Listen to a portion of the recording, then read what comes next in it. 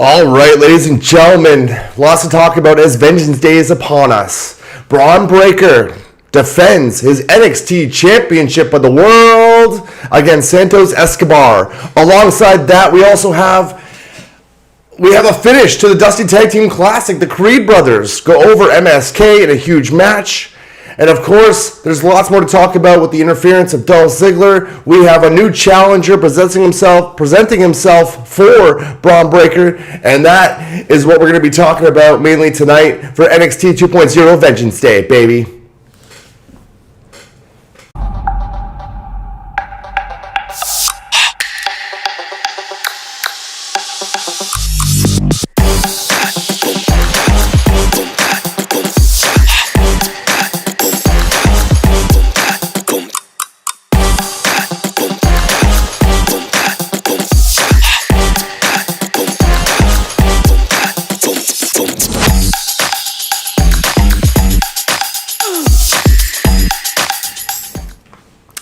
Welcome back, ladies and gentlemen, boys and girls, children of all ages. It is me, myself, and I, oh so fine and one of a kind. The straight shoot in a suit, real Adam Anthony James Martin, baby. With Wrestling Never Sleeps, and yes, I am still in the studio here in Miami having the time of my life. Unfortunately, Jared will not be joining us tonight, even though he just made a cameo.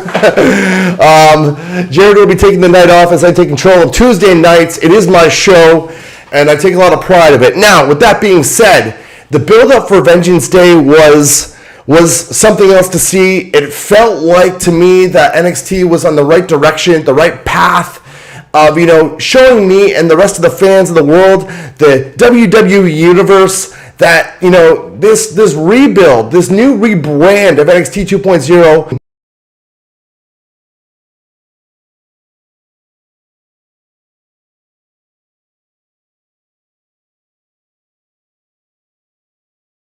it felt a little flat in my opinion. Now, that's not a knock to say that the performers on the card itself didn't do a great job, but it still didn't. It didn't give me what I wanted. I'm left with wanting more, but in a negative way. I feel like I was cut short. I think you guys feel that way the same way as I do, but at the same time, there were a few key points that we have to talk about. Obviously, Brekker is the man for this show. He gets better each and every week. I can't say it enough. He is the future star to go to the main roster and be that WrestleMania main event one day. But for now, he is your reigning and defending NXT champion of the world. And no better opponent, no better build-up than a guy like Santos Escobar. Someone that, really developed his heel character over the past couple of months. He brought in his stooges with him. They had a bit of a factor in tonight's main event, although he still could not get the job done. That's right. Now, with that being said, the big question was, who could they potentially have next for a guy like Brekker? Someone to match his size, his ability, someone that can lead him in the ring as a general and still help him get over eventually as champion. And we had the right man step up. I've been saying it all along, baby, that Gunther will be the man to step up next, I believe, to face Brekker for that NXT 2.0 World Heavyweight Championship of the World. Something I'm even more ecstatic about now than the build-up to Vengeance Day itself. Now, with that being said, we had other matches on the card that I was really looking forward to. We had the finals of the Dusty Tag Team Classic. The winners obviously earning themselves a potential title shot or a title shot down the line for the NXT Tag Team Championships, that being Imperium. Now, heading into this match, we knew it was going to be the Creed brothers. We knew it was going to be MSK trying to get their second win in 2 years. No one's ever done that before, but the Creed brothers were just too much tonight. A very talented young green team. They have Bevins in the corner. They're with the Diamond Mind. I like it. I like it a lot, actually. And I think you guys do, too. The Creed brothers were the right team to go over, especially if you're trying to build new stars. And that's exactly what NXT 2.0 was all about. You now have certified. You have given credit to these guys. Their physical appearance is great. Their in-ring ability is great. And now they have a more than enough credible win to legitimize this tag team.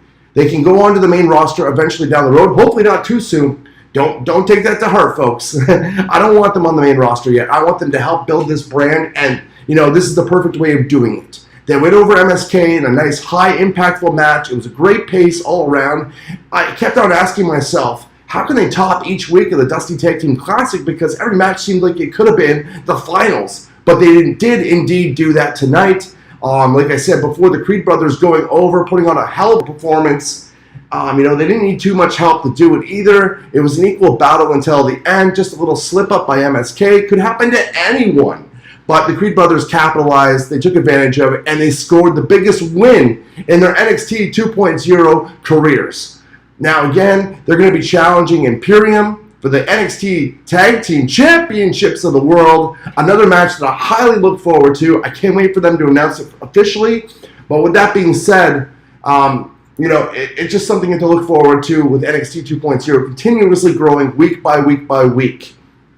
Now, speaking of champions, we're going to jump over to the singles title division, and that being the North American Championship of the World. The champion being Carmelo Hayes, someone that I thought was really developing into a fine character, building his brand up the way that he can do it, and that is by talking. Great in-mic skill, or great in-ring skills to follow it up. But again, I was a little bit down with his in-ring performance and the style clash I feel that he had with Cameron Grimes. Grimes obviously earned this shot. Getting it tonight, it fell short to me. Again, I said it at the beginning of the program, the top of the program, this whole event was not as good as the build-up, I find. And this match was a prime example. I was really looking forward to see Carmelo Hayes step it up a notch. He did everything that I'm used to him doing, and it didn't really do anything in terms of, growing power for either of these superstars. Obviously, Cameron Grimes took the loss. Carmelo Hayes is going to continue to defend his North American Championship, but I was not impressed with his performance. I was not overexcited. Jared was watching with me, and he kind of felt the same way, I believe. But with that being said, I think there's room for Carmelo Hayes to grow. Week by week, we see him in the ring. This was a performance that he really needed to shine, and unfortunately, again, like I said, it fell a little flat. They tried. They did their best. It doesn't mean that the match was overall bad, but I thought they could have done a little bit more. That's just my opinion. Now, you guys got to let me know what you think of Carmelo Hayes, where he goes from here, potential next title challengers.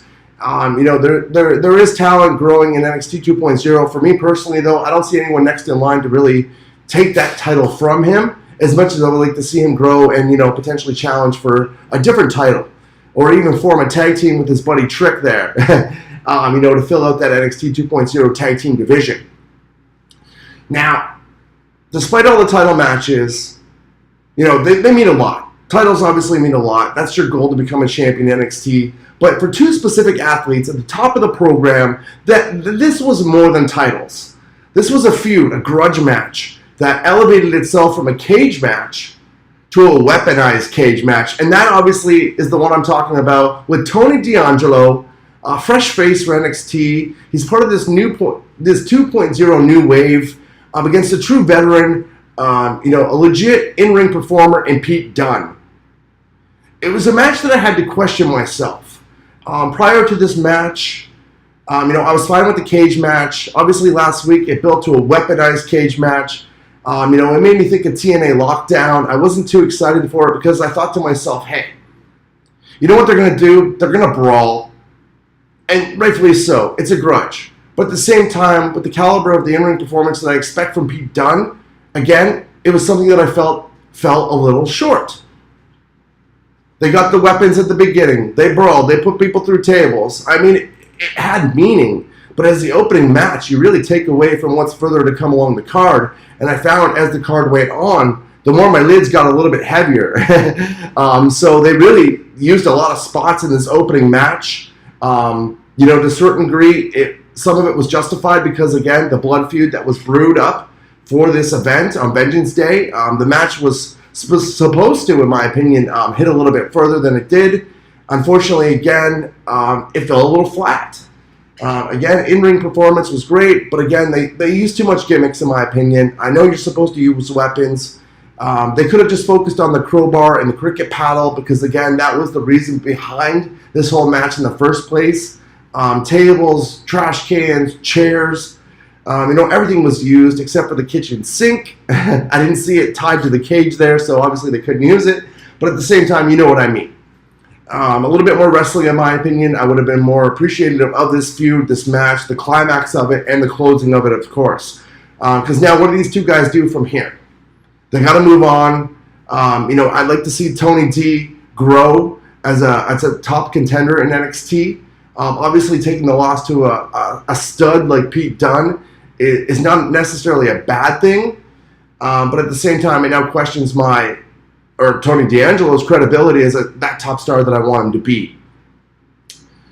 Pete Dunne, on the other hand, he's done everything in NXT 2.0. I think it's almost time for him to move on to the main roster if that's what they're going to do with him. I'm surprised, with the way things have going with WWE, that he wasn't part of that group that was released. And, top indie guys that came over, made a name for themselves in NXT 2.0 or the Golden Black brand, essentially, and transitioning into 2.0. But he's still around. He's still there. He still performs well. And, he's true to heart. He's got that unique style. There's only so many people that you can really put him in a match, though, a true wrestling match, and get the performance that you need out of him to, retain that credibility that he has. Moving forward, though, I don't want to keep you here too long. Something that was really exciting for was to see the climax of Grayson Waller and LA Knight. LA Knight, in my opinion, is fire. He just has the audience in the palm of his hand. He controls the crowd. He has the vibe.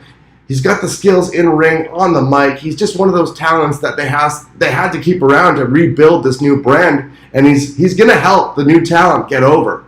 He's got a feud with Grayson Waller, who I at first did not appreciate, did not like, until I started watching him week after week after week on NXT 2.0 programming. And now that I do like him, I'm excited for this feud. I was hoping a surprise match would take place to further build up this card, but they're going to save that for next week on NXT, which is back on the USA channel and network. So that's something to look forward to. The restraining order is obviously Kaputski.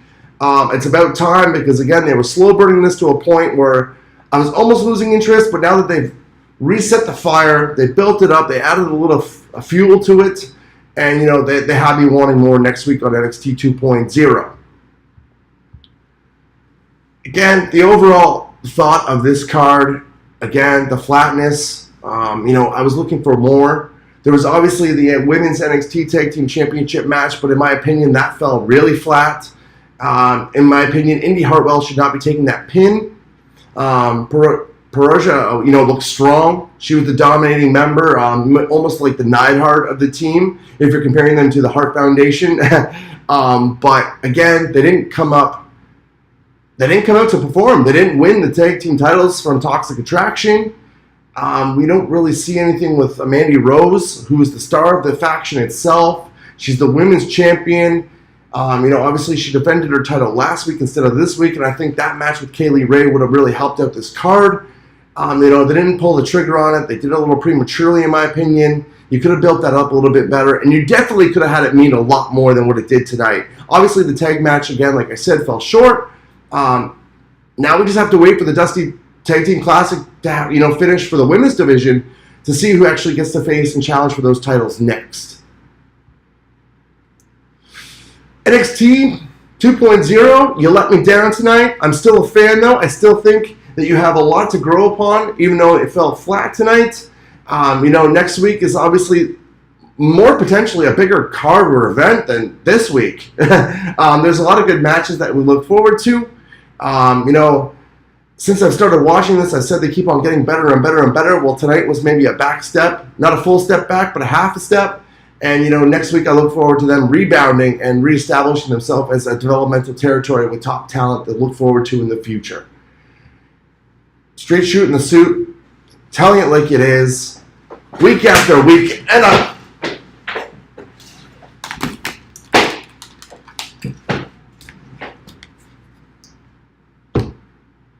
AEW Dynamite tomorrow. Wrestling Never Sleeps podcast. Be there or be square. It's still real to me, damn it. Good night.